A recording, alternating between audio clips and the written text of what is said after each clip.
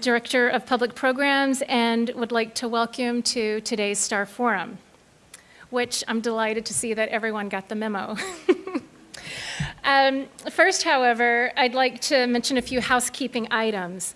We have several upcoming events that we hope you're able to attend. The most recent one will be on April 6th with the former Foreign Secretary of the UK, Jack Straw. He will speak on Brexit, Europe, and Trump. On April 11th, yes, we've got a whole lot of good events in store for us. On April 11th, we have an event on digital innovation and Africa, which will explore the consequences of Africa's leapfrog into new technologies. And on April 12th, we have a book talk with Ambassador Celso Amorim. He's Brazil's former Minister of Foreign Relations. His book is entitled Acting Globally, Memoirs of Brazil's Assertive Foreign Policy.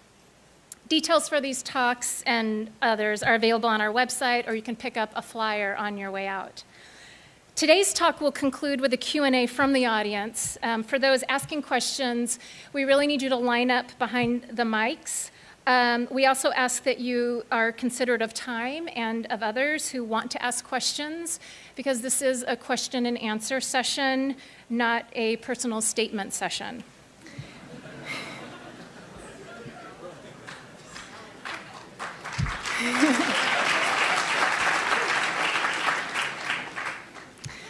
Finally, it's truly an honor to introduce a man who needs no introduction. Please join me in welcoming Noam Chomsky.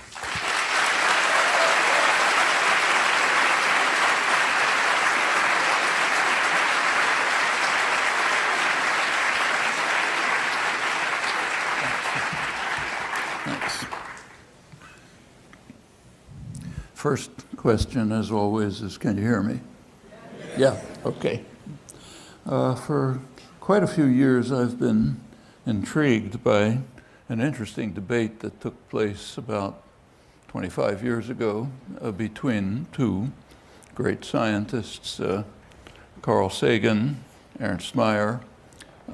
They were discussing the likelihood of finding intelligent life, extraterrestrial intelligent life. And Sagan, who looked at it from the point of view of an astrophysicist, calculated the number of planets, more or less like Earth, and concluded that the chances are quite high. Mayr, looking at it as a biologist, said, look, we have only one test case, namely Earth, which has had about 50 billion species, and we can raise the question whether what are the criteria for biological success on Earth with 50 billion cases to look at. And he pointed out that there is a striking regularity. The species that are successful, that a lot of them around basically, are those that mutate quickly, like bacteria, or those that have a fixed niche, like beetles, and they just stay there no matter what happens. And as you move up the scale of what we call intelligence, biological success declines. So there are not many mammals, there are very few apes. The only reason there's a lot of cows is because we domesticate them. But by and large, biological success declines as intelligence increases. Humans look like an exception, but that's a statistical blip, just a tiny moment of evolutionary time, last couple thousand years actually. So his conclusion is that, I'll quote him, "The history of life on Earth refutes the claim that it is better to be smart than to be stupid." What it shows, in fact, is it's much better to be stupid than smart. That's the conclusion. He also points out that the average lifespan of a species is about 100,000 years. We've doubled it. We're about 200,000, so we're a little beyond the expected extinction point. Well, that's the question I want to consider today. Is it better to be smart than stupid?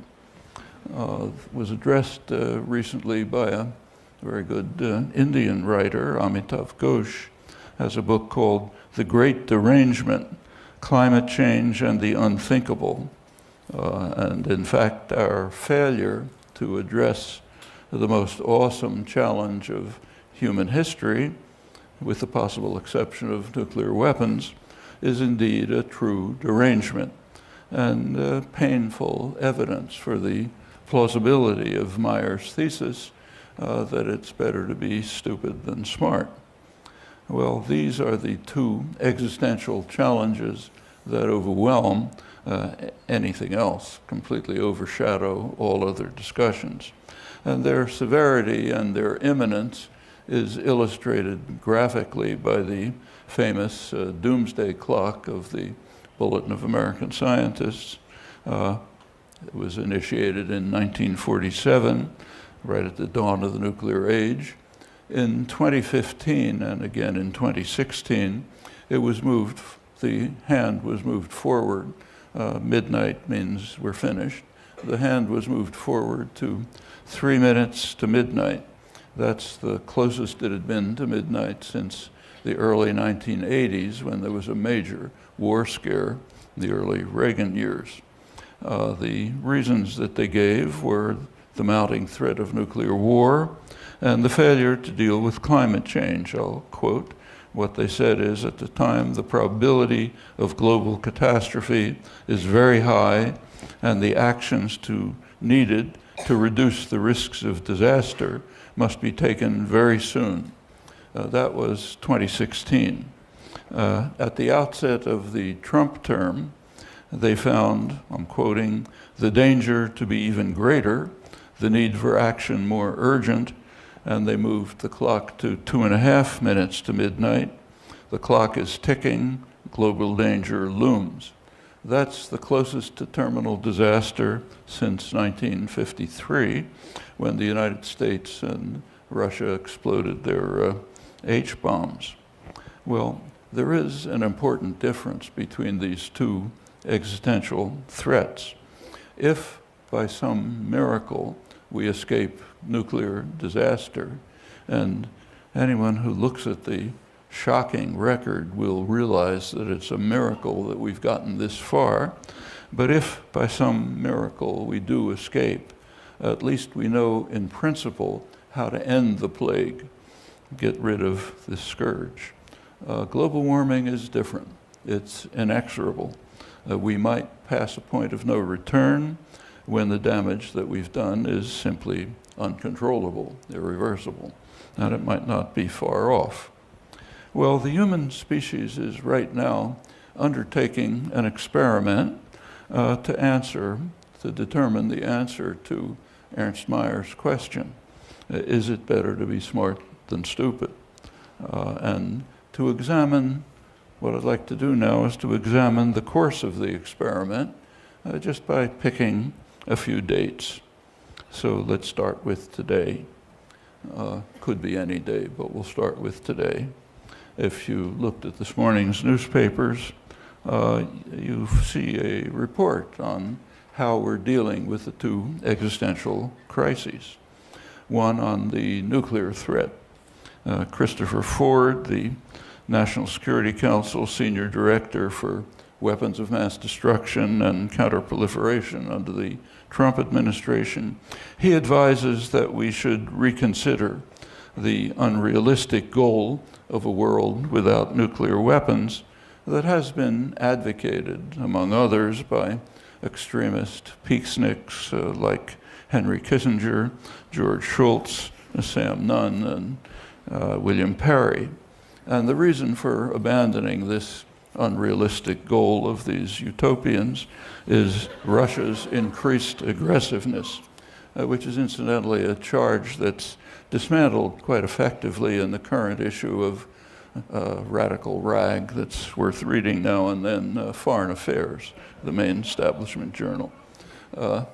On global warming, today, this morning, the National Snow and Ice Data Center reports that the Arctic has less sea ice at winter's end now than ever before, That means more dark ocean, hence more absorption of solar energy, more warming, and we're in a feedback loop, and you know what that means.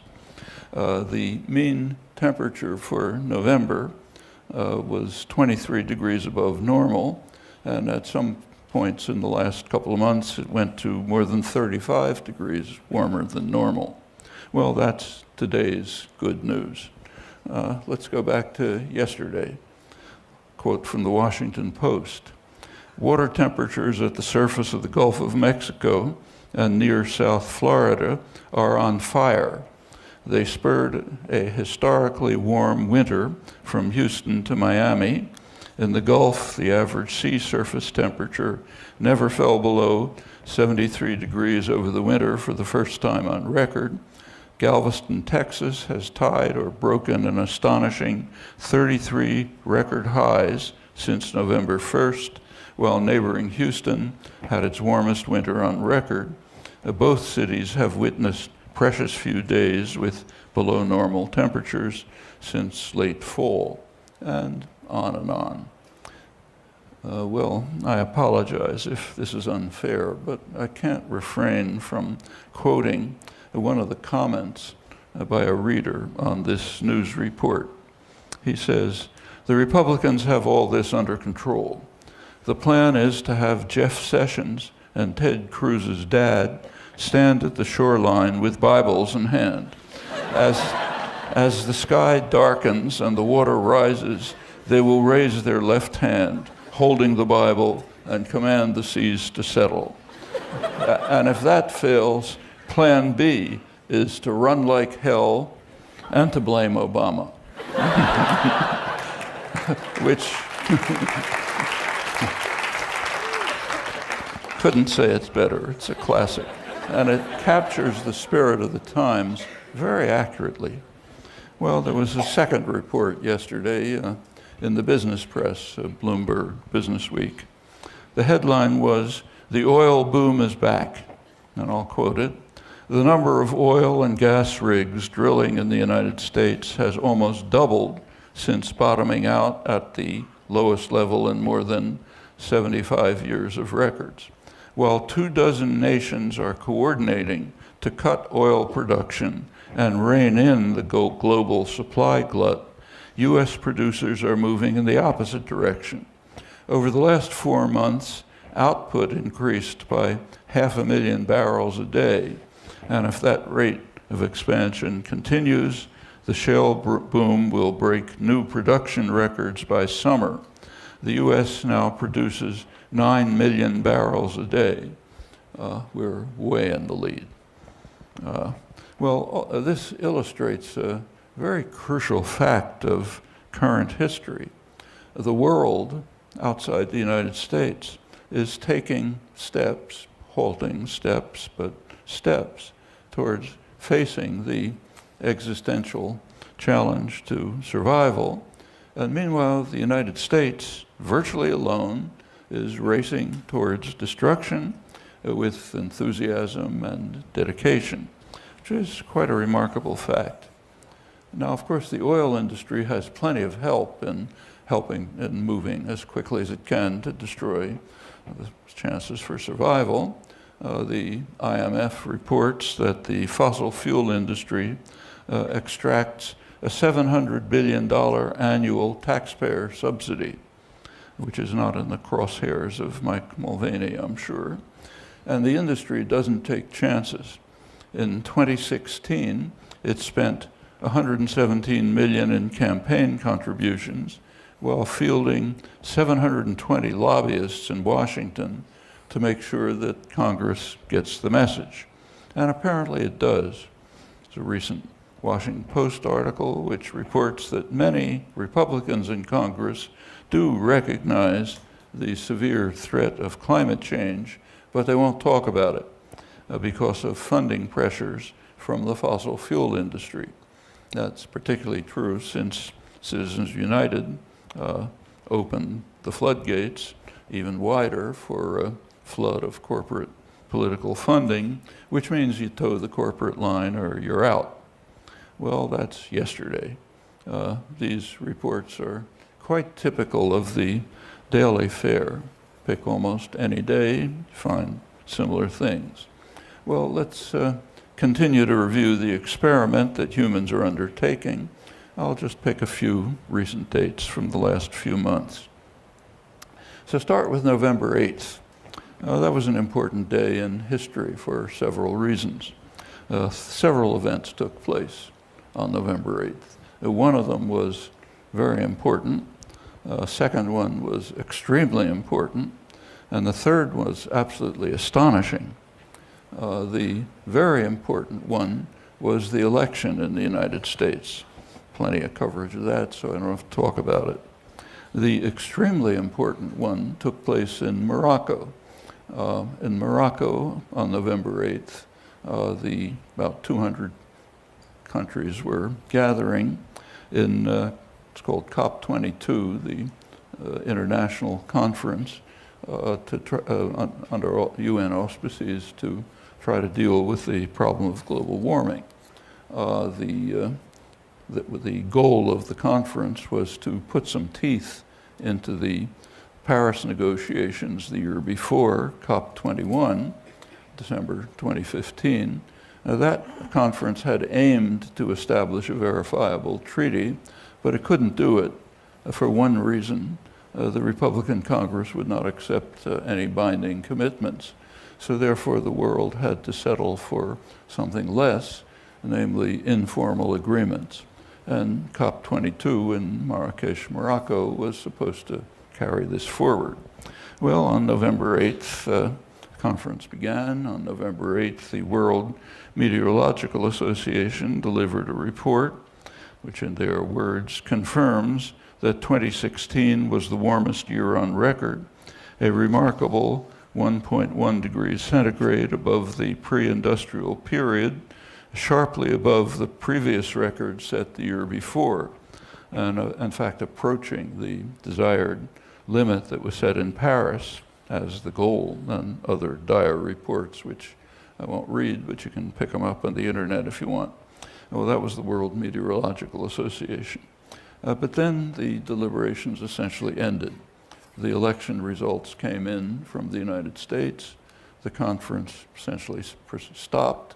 Nothing more to discuss. The only question was whether it would be possible to salvage anything from the wreckage, with the world's most important country, the richest, most powerful country in world history, having all three branches of government committed to racing to destruction. What could be done? And there was some hope. They looked to one country as the possible savior, namely China. That was November 8th, the extremely important event on November 8th. The conference went on, but concluded without issue. Well, the third event was absolutely astonishing. Namely, the leader of the free world is leading the world to disaster.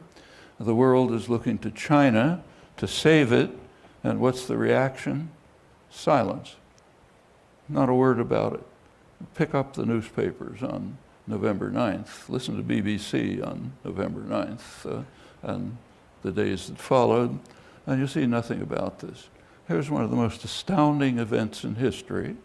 The world's most powerful country in history, extraordinary advantages, incomparable, racing to lead the world to disaster, and the world is hoping that maybe China can somehow save us. Can you think of an event like that in history? Not a word about it. That's the astonishing fact of November 8th. Well, that's November 8th. Let's move forward to March 1st. Talk about both the world and the United States. In the world, a study was released showing that tens of thousands of miles of permafrost in northwest Canada are rapidly melting, along with accelerating decline of permafrost in Alaska, Siberia, and Scandinavia. And it pointed out that this could lead to massive, huge release of greenhouse gases, CO2 and methane, which is accelerated, of course, by the unprecedented Arctic heat wave, which gets radically worse every year. That's the world. In the United States, the Trump administration on March 1st decided to help the process along by rescinding the so-called methane rule, which limits release of methane from oil and gas drilling sites on federal lands. So that's a way of accelerating the oil boom and increasing the flow of methane into the atmosphere. Methane is far more dangerous than CO2, even though it's short-lived. There was also on March 1st announcements of sharp cuts in the Environmental Protection Agency staff and programs, and also an edict banning research. We don't want to learn about these things. That was March 1st. Let's turn to March 16th, the world. A new study was released on the damage to the Great Barrier Reef, one of the world's greatest living structures, which is damage that's quite intensifying. And the report said that it's by far the most widespread and damaging of recent mass bleachings of coral reefs since 1998, with wide-ranging disastrous effects that most of you know about. Well, that was the world. The United States, on March 16th, the Trump budget was released. Environmental Protection Agency is virtually dismantled. It's now pretty much run by Senator Inhofe and his associates. Inhofe for years has been the leading climate change denier in the Senate. He's an extreme fundamentalist, and his position is that if God is warming the earth, so be it. It would be sacrilegious to interfere with God's will. That's the view in the most powerful, advanced, sophisticated country in the world. And that's the least of it. For action and research on climate, the EPA is actually a small actor. Far more important is the Department of Energy. It's now in the hands of a guy who had decided to get rid of it a couple of years ago before he learned that it controls nuclear weapons, so we better keep it. But not entirely. The Office of Science, according to the budget, is in the Department of Energy, is scheduled to lose $900 million. That's nearly 20% of its budget. Its $300 million ARPA energy program is eliminated completely. That's along with deep cuts in the research programs at the EPA and the NOAA, the National Oceanic and Atmospheric Administration, and also a 5% cut to NASA's Earth Science budget. Well, the budget generally is of unusual savagery, even for the Paul Ryan wing of the Republican establishment, which is effectively running the show now behind the Trump Spicer Twitter facade that's designed to grab the headlines every day. The budget, if you look at it, is a vicious attack on working class and the poor. It lavishes even more gifts on the wealthy and the corporate sector, and along with a process that you can only describe, I think, as the Talibanization of America, in accord with the Bannon, Sessions, DeVos ideal of a society which they've described based on Judeo-Christian tradition, white supremacy, destruction of the humanities, arts, and public schooling, and on the side, medical research. That's the goal towards which we're aiming at home while we race.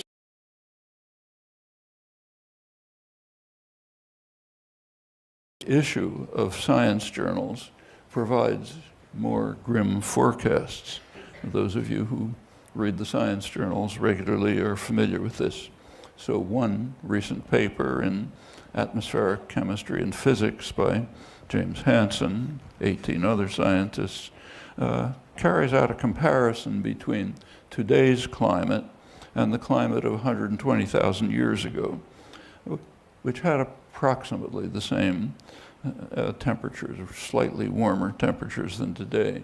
That led 120,000 years ago to a sea level rise of 20 to 30 feet when much of the polar ice disintegrated. The paper predicts in the near future, killer storms stronger than any in modern times, disintegration of large parts of the polar ice sheets, leading to melting of huge glaciers. That's taking place rapidly, especially in the Antarctic, which is the most dangerous. And they predict a rise of sea sufficient to begin drowning the world's coastal cities before the end of the century. Hansen says we're in danger of handing young people a situation that's out of their control, with precipitous rises in sea level, not too far down the road, other dire consequences. There are other studies that indicate that climate change is occurring faster than at any time over the last 100 million years, by some estimates far faster. Last year, as you probably know, atmospheric CO2 passed the symbolic level of 400 particles per million. That's considered a crucial danger point. That's the first time in 4 million years, and possibly irreversible. Well, that's only a small sample of many such reports. They're constantly in the major science journals, sometimes making it to the media. Meanwhile, the Republican wrecking machine is systematically dismantling the institutions that offer some hope for decent survival. And it's not just Trump, it's the whole Republican Party leadership at the national level and also at much of the local level. So in North Carolina, for example, a couple of years ago, there was a scientific study commissioned by the Coastal Resources Commission, and it estimated that the sea level will rise by 39 inches by the end of the century. There was a response by the Republican-run state legislature. They passed a law that barred state and local agencies from developing regulations or planning documents anticipating a rise in sea level. Rational reaction. There was a pretty good comment on it by Stephen Colbert. He said, this is a brilliant solution. If your science gives you a result you don't like, pass a law saying the result is illegal. Problem solved. That captures quite well the mentality of the Republican Party leadership. A few years ago, Bobby Jindal, the Republican governor who succeeded in sinking Louisiana even deeper into the abyss, he warned Republicans that they are becoming what he called the stupid party. The respected conservative political analysts Thomas Mann and Norman Ornstein of the right-wing American Enterprise Institute, they describe the party, or maybe the former party, as a radical insurgency that has abandoned parliamentary democracy. Perhaps a simpler characterization is the utterly outrageous charge that they are the most dangerous organization in human history, dedicated to the prospects, to ending the prospects for human survival. That is outrageous, no doubt, but the more interesting question is whether it's wrong. I'll leave that to you to think about. Well, I already mentioned Paris 2015, COP21, Marrakesh 2016. Those are two crucial examples. The 2016 primary campaign was quite remarkable in many respects, primarily those that weren't discussed, namely the attitude of the candidates to climate change, which barely got a word of commentary. Every single candidate denied that what is happening, with the exception of the sensible moderates, like Jeb Bush, who said it's uncertain, but we don't have to do anything because we're producing more natural gas thanks to fracking. Or John Kasich, who was supposed to be the adult in the room, who did at least agree that global warming's probably happening, But he said, he's governor of Ohio, he said, we're going to burn coal in Ohio, and we're not going to apologize for it. That's the sensible guy. As far as the media were concerned, they ignored it. There was almost nothing mentioned about this. After all, it's only the most important issue in human history. And you can't really blame the media for this because they're following a concept of objectivity that's taught in journalism schools. Objectivity means reporting accurately what's going on within the Beltway in Washington circles. So you got to report accurately what they're saying there. If you talk about something else, it's bias or opinion or something, but it's not genuine reporting. So since what's going on within the Beltway, including the Democrats incidentally, is denial or ignoring, or in the case of the Republicans, flatly denying what's happening is happening, then you don't report it because it's not within the Beltway, it's not objective. Well, even sea level rise that's much more limited than what's anticipated is going to inundate coastal cities and, more significantly, coastal plains, like in Bangladesh, where there will soon be tens of millions of people fleeing, probably in the fairly near future. These are flat plains which are going to be inundated, many more later. That's going to make today's refugee issue a tea party. The chief environmental scientist in Bangladesh says that these migrants should have the right to move to the countries from which all these greenhouse gases are coming. Millions should be able to go to the United States. That just fits the current mood and what has long been the richest and safest country in the world, and also the most terrified.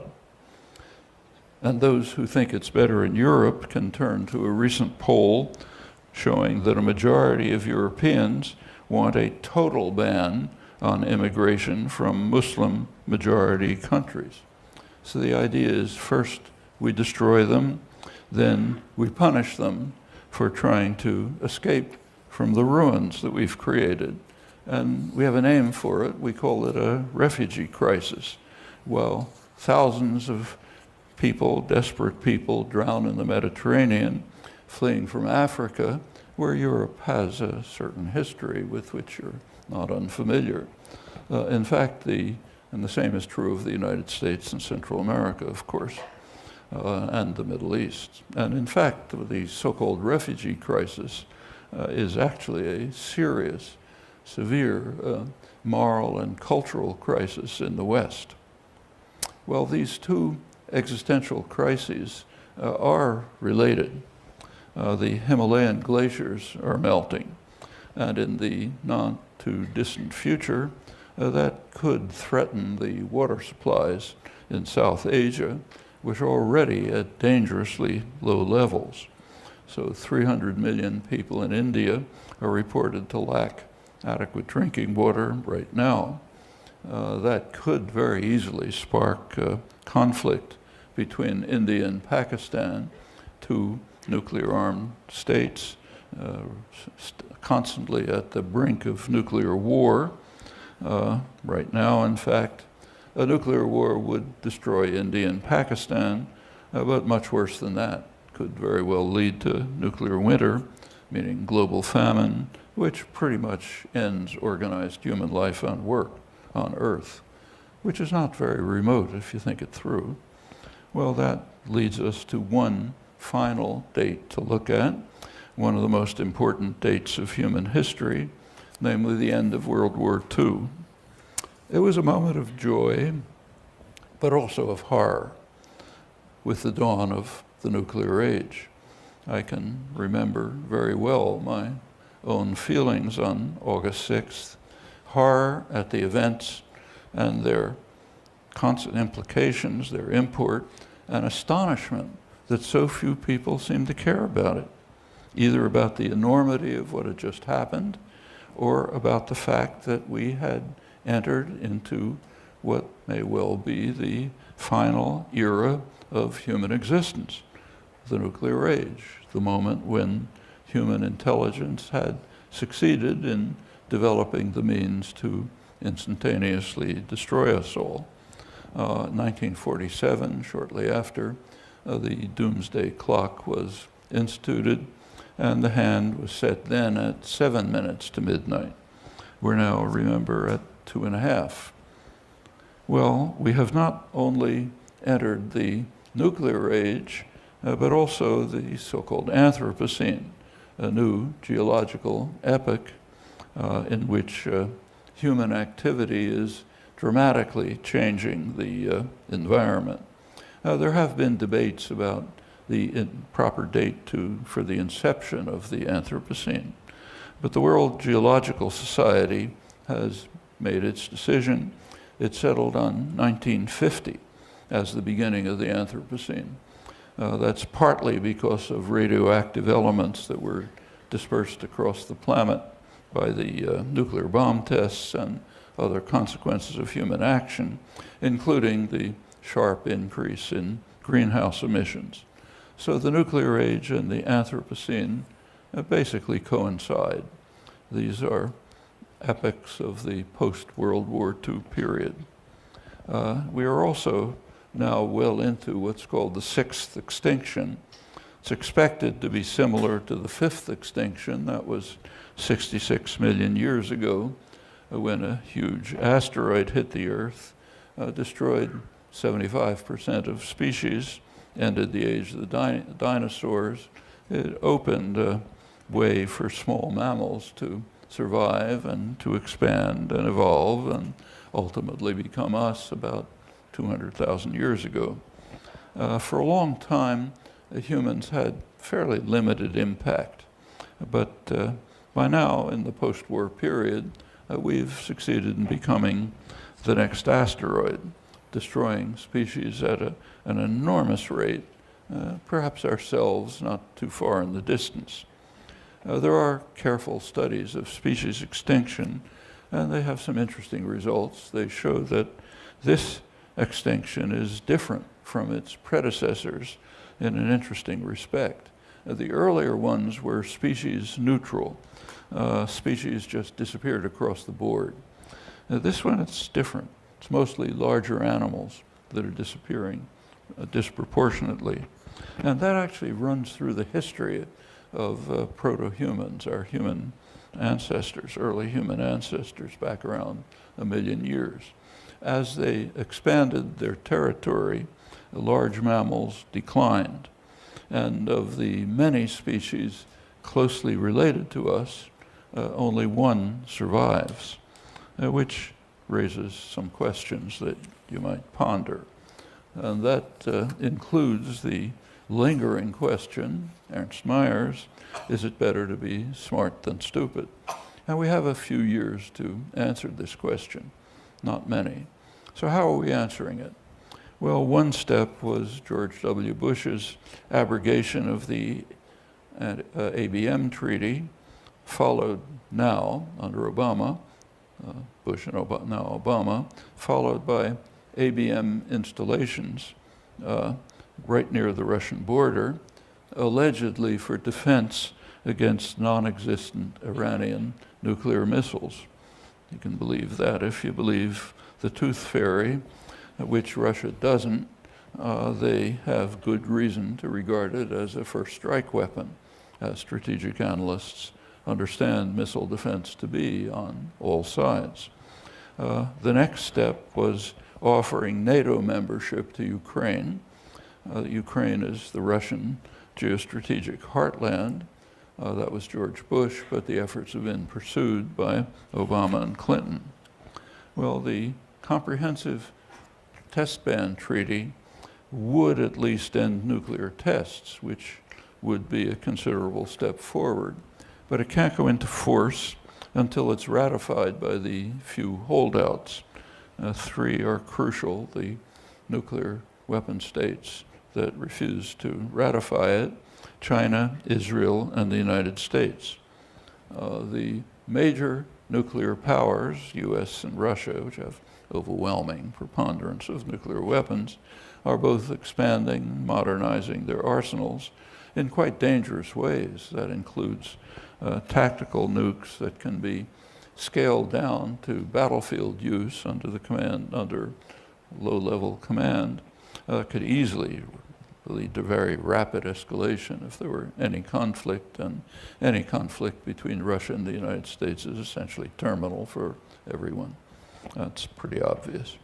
The flashpoints are becoming more serious right at the Russian border.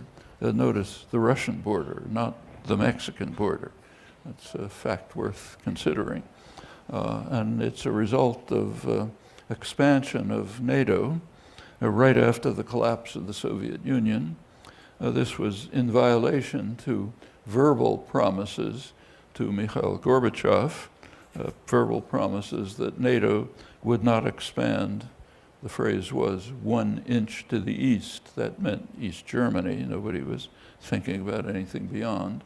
NATO would not expand 1 inch to the east if Gorbachev agreed to unification of Germany and a unified Germany joining NATO, a hostile military alliance.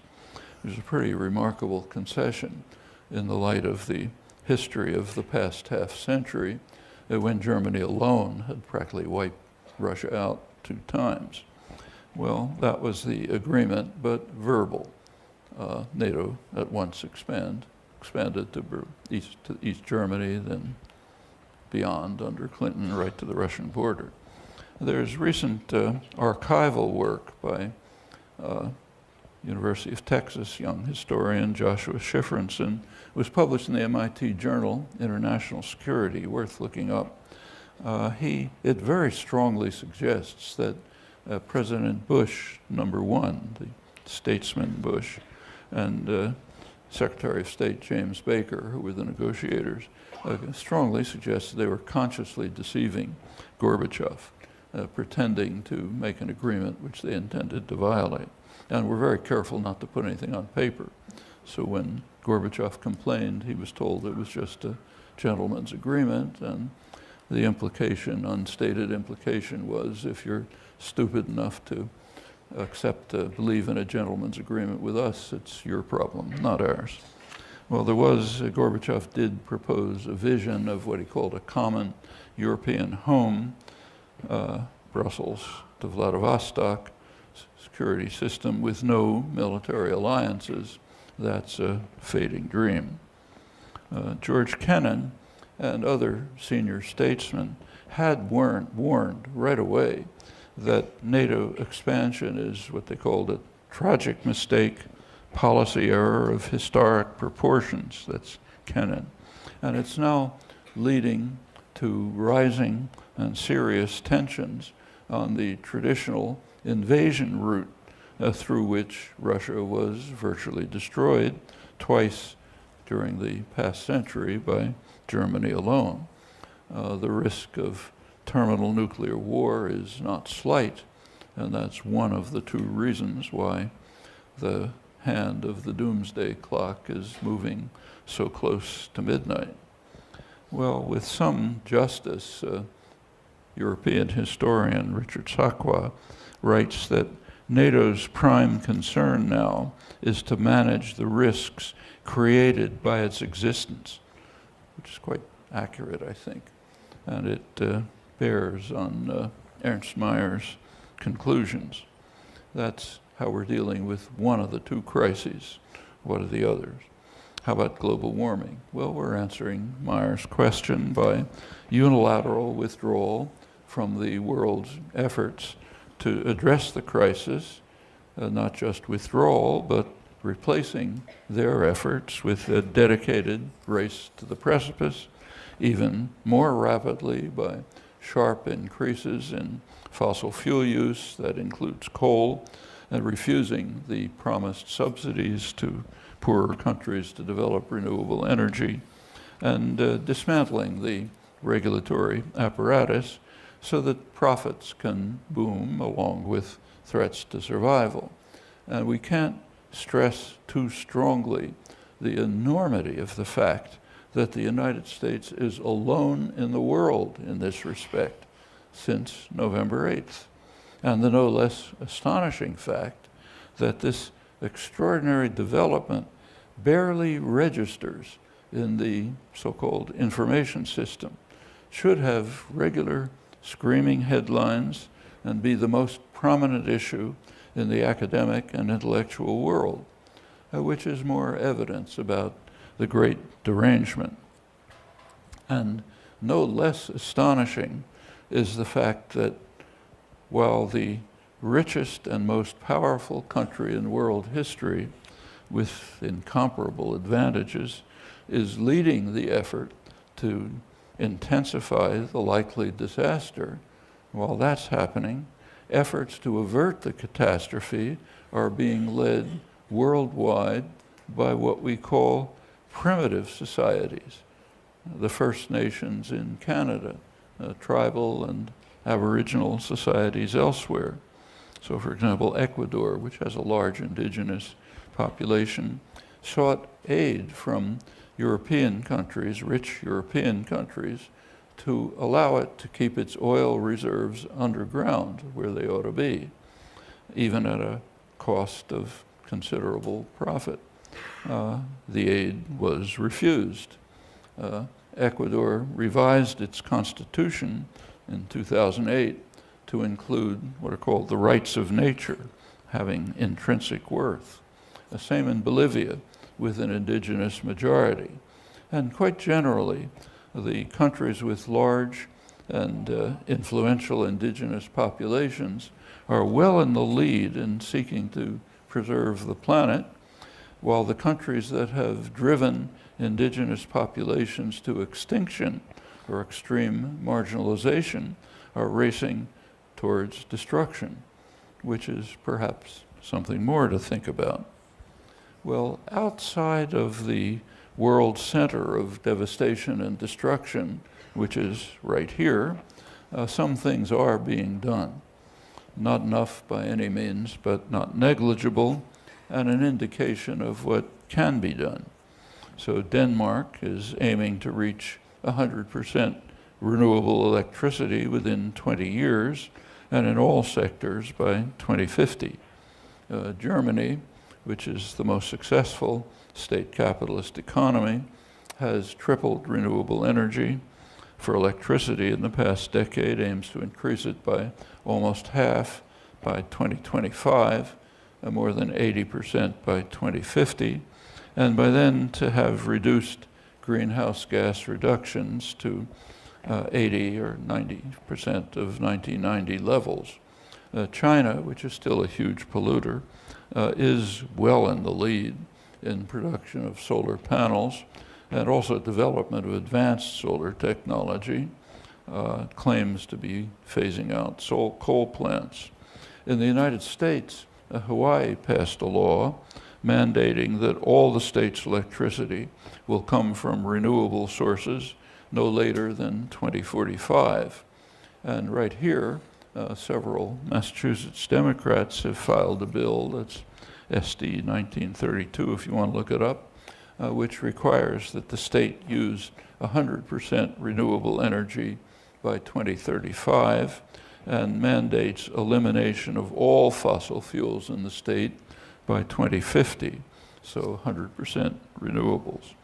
San Diego is the first large city to have planned to run on 100% renewable energy and cut greenhouse gas emissions in half by 2035, and that's incidentally a bipartisan effort. The Republican mayor endorsed the climate action plan that was unanimously approved by the Democrat-controlled city council in December. That's San Diego.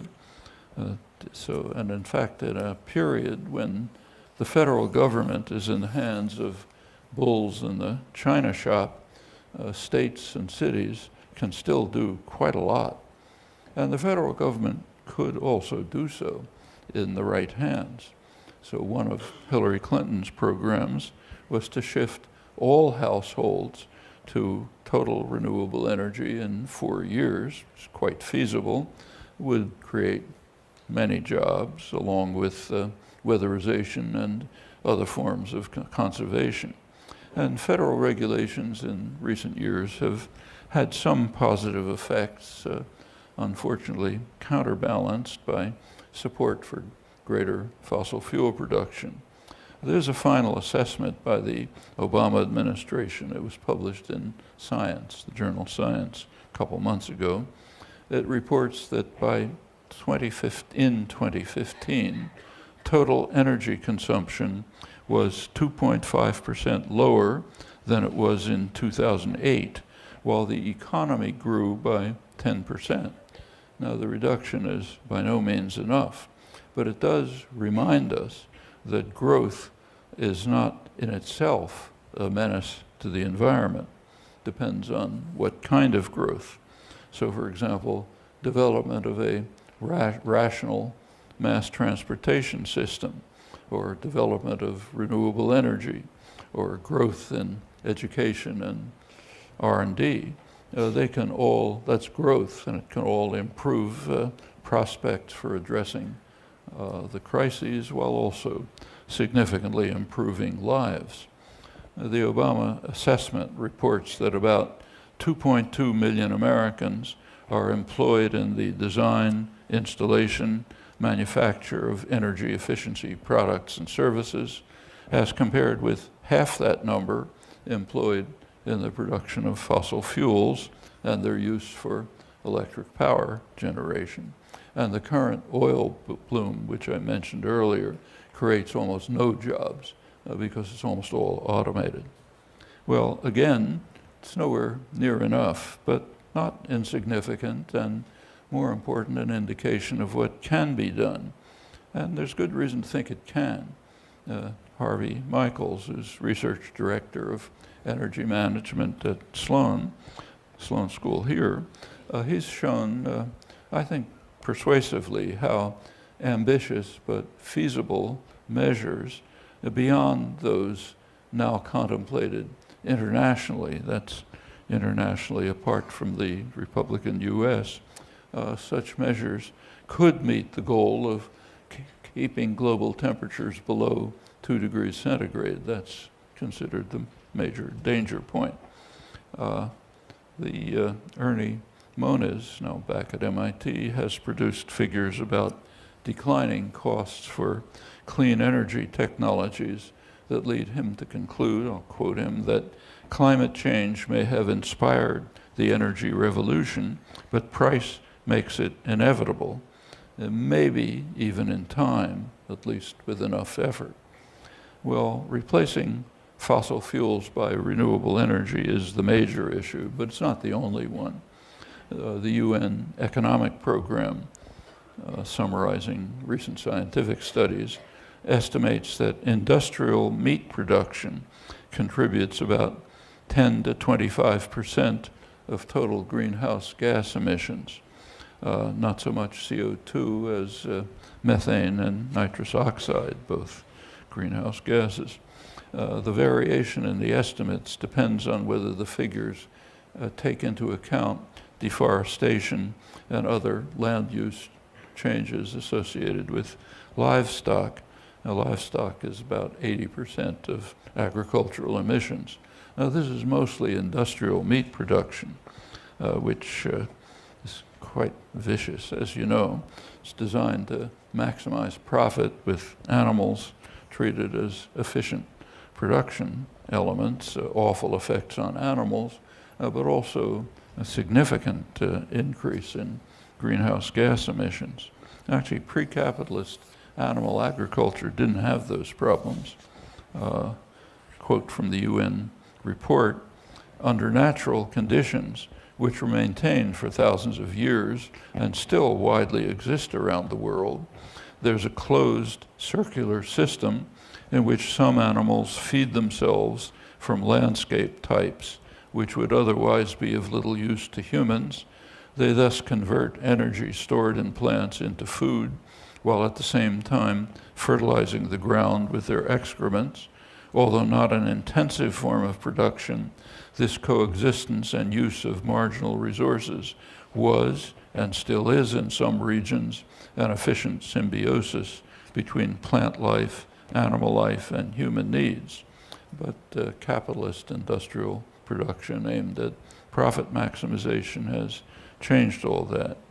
Well, I mentioned that with the federal government now turned into a wrecking machine, states and cities can do quite a lot, and that same is true for every one of us. There are major issues of education and organizing that have to be faced. And again, some of these are unique to the United States in the developed world. One of them is the extraordinary power in the United States of fundamentalist religious doctrines. So about 40% of the population dismiss the threat of global warming on religious grounds. They regard it as either certain or highly probable that within a few decades, the second coming will put an end to the problem. Well, it's important to remember in this connection that the United States is a kind of a cultural outlier in some respects. Prior to the Second World War, the United States was by far the most powerful economy, but it was not a major center of scientific or general culture.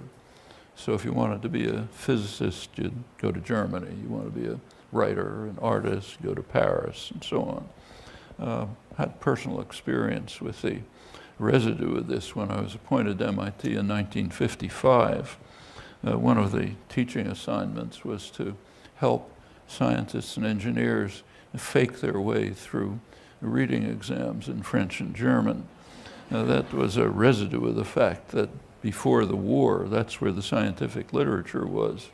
Took a while for this to be phased out. By that time, it was almost all in English. But by 1950s, it was an anachronism. The changes are very real, but they've affected only part of the country. Much of the population is still pretty much where it was pre-World War II. And that's a major task for the educational system. And the prospects right now, at least, don't look good, not with the DeVos Sessions-Bannon conception of education. The Trump administration has to do something for its huge evangelical popular base that involves driving the United States even farther off the spectrum of the modern world with the Talibanization project that's now underway. Well, there are major challenges, no doubt. There are also quite a few rays of hope. I mentioned some of the measures that are being taken by state, local governments, even national governments around the world to address the crises. Not enough, but not negligible indication of what's possible. And there are other reasons for optimism. One of them has just been reported by, of all places, Fox News. They ran a poll on popularity of political figures, and in first place, by a huge margin, was Bernie Sanders. Even more among the young, who are the hope of the future. There are ample opportunities, but you have to grasp them. And all of this takes us back to Ernst Mayer's question, is it better to be smart than stupid? It's a question for you to ponder, and like it or not, for you to answer, and without too much of a delay. Thanks.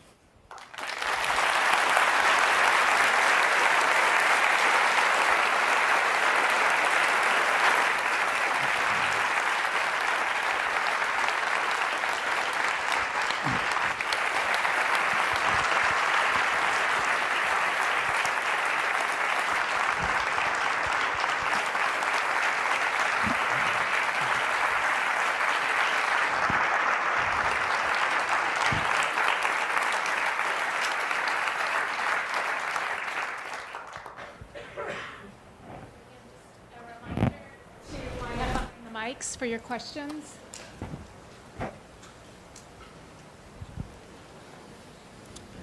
Hello. Thank you very much, Professor Chomsky.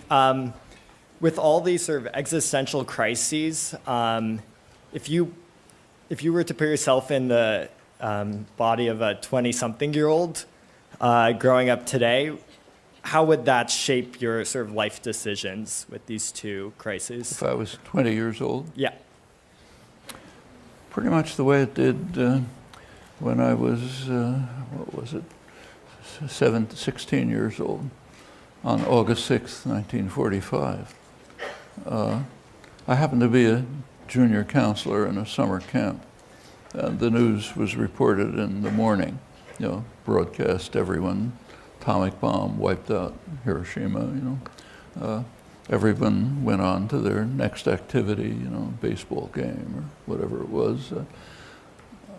I didn't know how to react. I just left, went off into the woods, sat there for a couple hours thinking, what does all this mean? And afterwards decided, look, you just have to devote your life to this. And I think we're in a worse situation now. And there's plenty that can be done. The opportunities are far greater now than they were in the past, thanks to what's been done by people like you in earlier years, like MIT, to say. You could never get an audience like this 20 or 30 years ago. In fact, in the 1960s, MIT was a very conservative campus. Almost nothing was going on.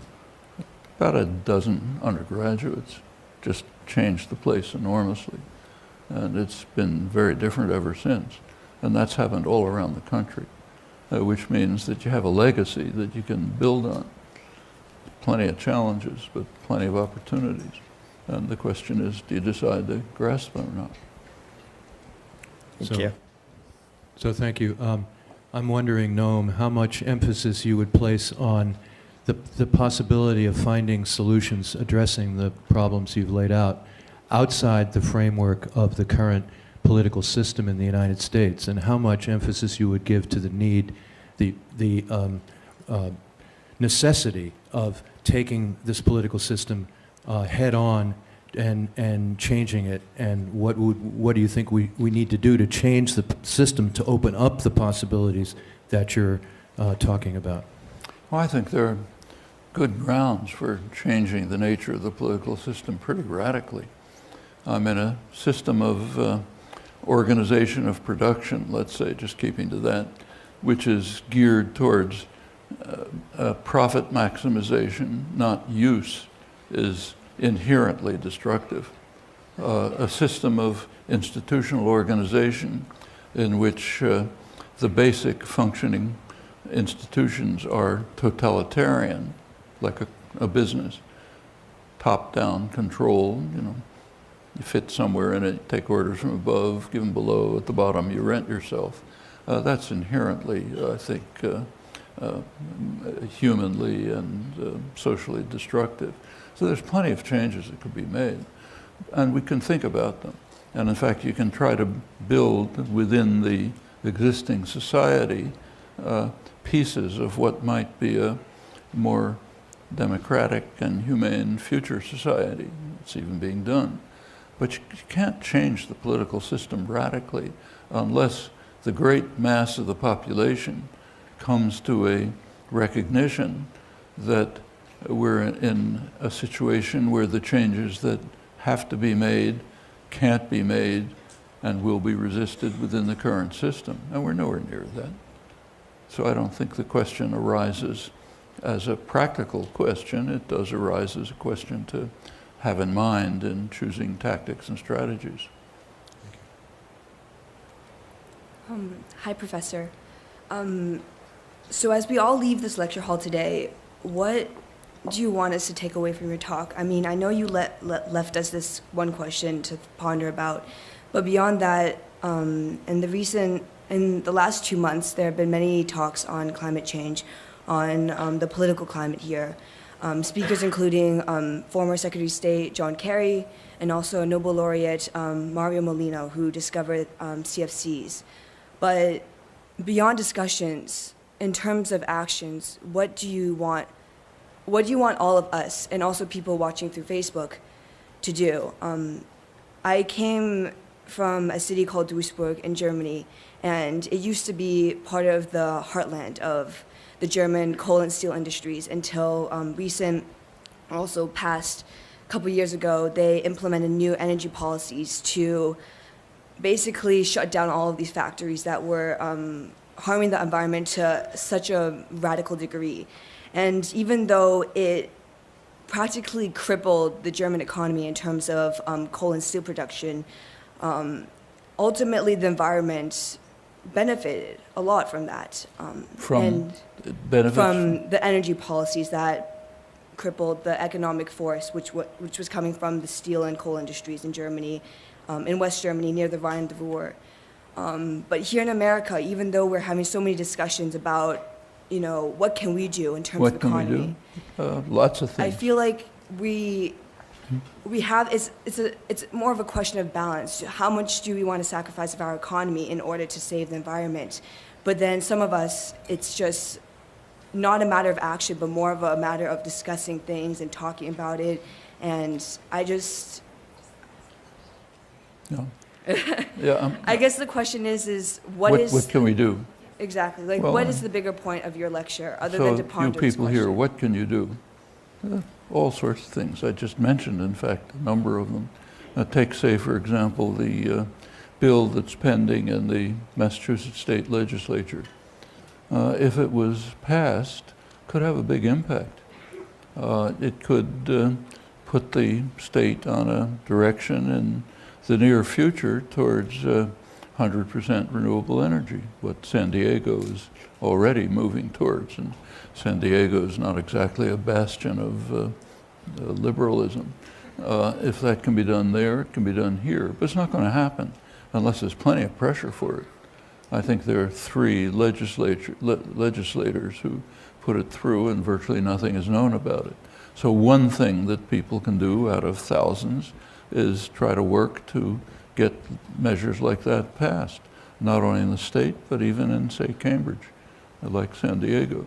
Another thing you can do is move very directly. Even simple things like replacing light bulbs with lead bulbs has a pretty significant impact on energy production, and that can be done. To do it on a significant scale takes organization and activism, but that's one thing you can do. As I mentioned, the most popular candidate and the political figure in the country happens to be Bernie Sanders, overwhelmingly among young people. That popularity, he calls his position a revolution, but that's an indication of how far the country has shifted to the right. In fact, his policies would have been quite acceptable to Eisenhower. In fact, if you go back and read Eisenhower's comments on the New Deal, he said anyone who questions New Deal policies doesn't belong in the political system.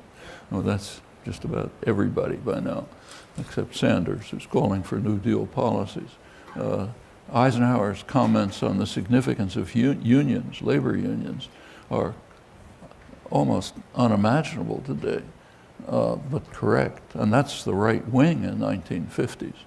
So yes, we can shift the spectrum back to the days when social democratic policies were considered legitimate, and you can go way beyond that. There is an election coming up in 2018. The Democrats, among their failures, have been essentially the Obama Democrats basically destroyed the party. There's almost nothing left except at the presidential level. The Greens have the same fallacy. They've focused on the presidential, the quadrennial extravaganza, haven't built a party at the local level, school boards, state legislatures, city councils, governors, the whole system, which has to be in place if anything's going to happen. The Koch brothers understood this. The right wing has understood it, and in fact built such a system even on a minority base. Hasn't been done on a majority base, but it certainly can be. There's the beginnings of establishing, say, cooperatives or worker-owned enterprises run by their own members. These are things that not only can be done, but are being done. There's a whole range of possibilities that can be pursued if you choose them, if you choose to do it. There's just no shortage of things. It is an immense pleasure to listen to you. I'm a little bit off topic, but I don't think I will have a chance ever to ask you that. What do you think about the meddling, the Kremlin in our election? Sorry, I didn't hear. Could anybody? The meddling of Russia, the Kremlin, in our 2016 election. I'm sorry, but I don't. The meddling of Russia allegedly in our elections. Oh, the meddling of Russia in our elections. That has most of the world cracking up in laughter. You know, it's just a joke. You know? I mean, literally. Suppose every charge is correct. Let's say the most severe charges are correct. It's not even a joke as compared with what we do constantly. I mean, just take a minor example, what we do with Russian elections.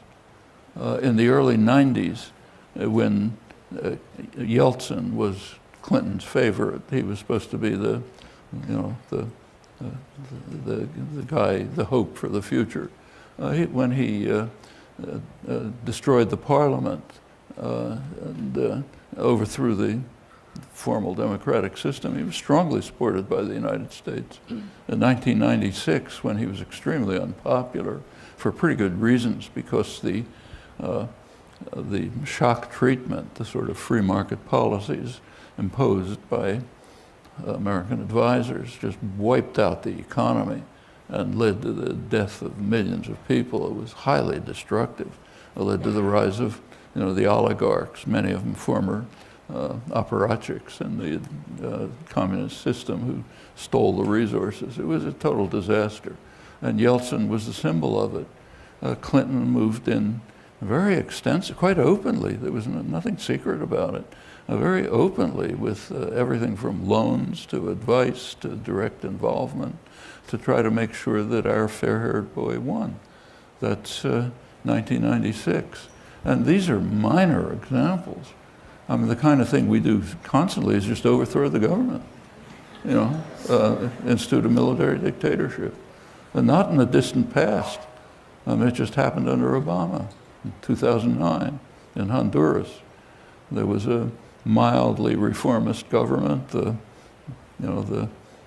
tiny elite of super rich who run the country didn't like it.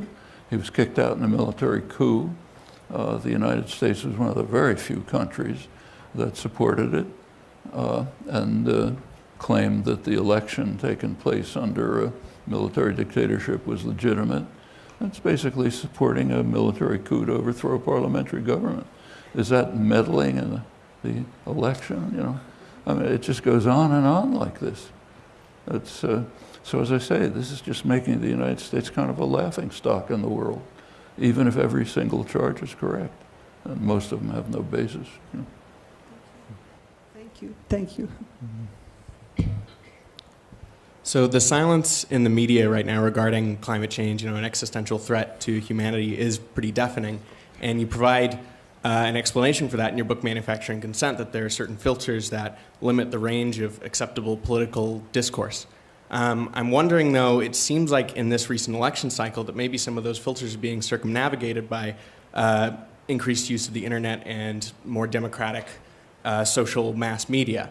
Do you think that the election of Trump, the insurgent primary of Bernie Sanders, and the sudden outcry from major media outlets about fake news and the end of truth are a sign that maybe this propaganda system is breaking down? And if so, what does that mean for the ability to sort of break the silence regarding these existential threats that we face? Yeah, I think that's very important. In fact, if you take a look at the Sanders campaign, I mean, it really hasn't been discussed as much as it should be, but it was a pretty astonishing achievement. I mean, for well over a century, American elections have been pretty much bought. I mean, the evidence is just overwhelming The person who's done most of the work on this is Tom Ferguson, political scientist at UMass Boston, used to be at MIT. He's got a book called Golden Rule, which studies the role simply of campaign funding on outcome of elections and policies going way back into the 19th century, right through the New Deal and so on. And it's startling results. He has a recent paper that came out a couple months ago looking at congressional elections from about 1980 up till the present, and just comparing campaign funding with electability.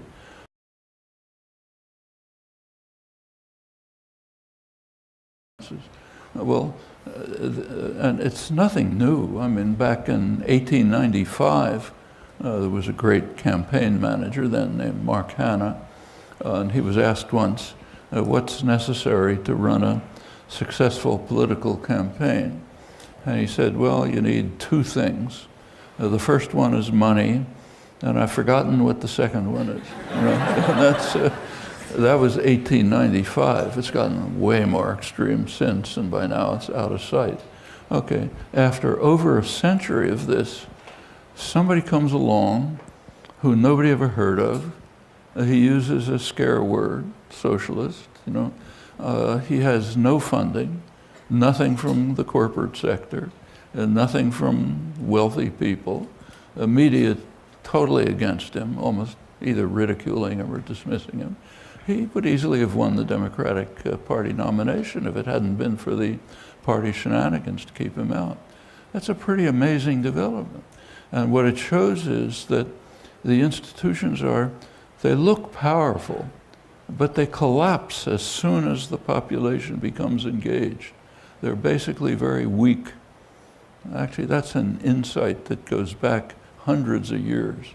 One of the first modern works on politics is by David Hume, one great philosopher, founder of classical liberalism. He has a study called, I think, First Principles of Government. And he opens it by saying that there's a strange paradox in governments. He says, in every government, whether military run, more or less popular, like England at the time, he says there's a strange thing. People obey their rulers. And why do they? Because power is in the hands of the governed. And if they want, they can take it. And he says, by what miracle is this achieved? He says, only by control of opinion. If you can make people feel that they're powerless and hope and everything's futile and they can't do anything, okay, then they'll obey. If not, they don't have to obey. And that's much more true in pretty free countries like ours than, say, a military dictatorship. But the paradox is real, and it's in people's hands to overcome it. And the Sanders campaign is one dramatic illustration of that. And what you say about alternative media, it can be too if it's properly done. Also affects the major media because they have to respond to it. So the institutional structure is basically quite weak and can easily be changed. Thank you. Hi. I want to be hopeful about our major institutions, our systems of governance, and higher education in particular, and its ability to grapple with the immense challenge of climate change and its like. But sometimes I wonder if we really need something dramatically different. When I think about higher education, the world that I live in mostly, do you think that there's completely new structures or approaches that we should be trying to create in order to deal with this? Because incrementalism maybe isn't doing so hot. Well, I think any of us could sit down at a coffee shop and think of much better ways to run the world, better institutions, more democratic ones, more just ones, and so on. But thinking of that doesn't really help. You have to get the great mass of the population to be committed to creating them. And you can only do that incrementally. You have to work within the system that exists. You can do a lot of things within it. You can have a vision of the future which people can take as a guideline for further action, and maybe leading, and as I mentioned before, you can construct institutions of a future society within this one, like cooperatives, for example, like worker-owned enterprises. If they would extend, they would change the society enormously. And those are things that arise constantly if you're willing to grasp the opportunity. So take, say, the 2008 crash. One of the things that happened then, which was pretty interesting, was that the government essentially nationalized the auto industry. Basically just bailed it out. It was going to disappear. So the government, meaning the taxpayer, bought out the auto industry. And then there were a couple of choices that could have been made. One choice is the one that was made, without discussion. Namely, turn it back to the former owners, maybe new faces, but pretty much same banks and so on. So essentially turn it back to the former owners and have it go on doing exactly what it was doing, producing cars. There was another possibility.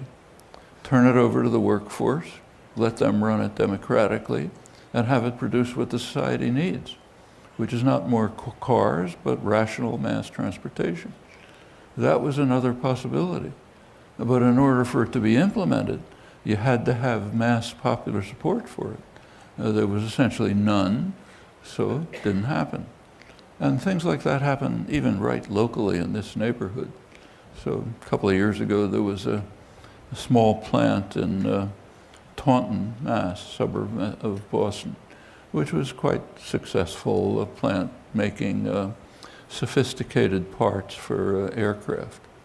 It wasn't making enough profit for the multinational who owned it to keep it going, so they decided to put it out of business. The union, Progressive Union, UE, offered to buy the plant and have it run by the workforce, which probably would have been profitable for the multinational, but for class reasons, they don't like that kind of thing. If there had been popular support, they could have won. There wasn't any, so they didn't win. Things like that are happening all the time. These could lead to major changes in the society. Are they incremental? In a sense, but their long-term consequences could be very great. And that's true of all kinds of things. Thank you. Let's go grab some of those opportunities.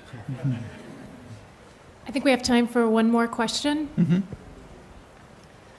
Hi, everyone. I have 5 questions for everybody who is here, actually. Thank you so much. The first question is, how many of you have a car in this room? I'm sorry? How many of you have a car in this room? Couldn't hear it. And how many of you run your car at least 5 minutes to warm up while you're getting ready? Can you hear it? How many of you use paper or plastic plates? And how many of you replace their cell phones every year? So being environment friendly requires being aware of mistakes that we do. And I would like to remind everyone here, change only comes in baby steps of people who cares. Let's show that we care about the environment, and let's rethink about what we buy and what we spend on. No question? Okay. I'm sorry, but I didn't hear. There was no question, I guess, for you. Well, on behalf of the Center for International Studies, I would like to thank everyone for attending this event, and please join me in thanking Noam Chomsky. Thank you.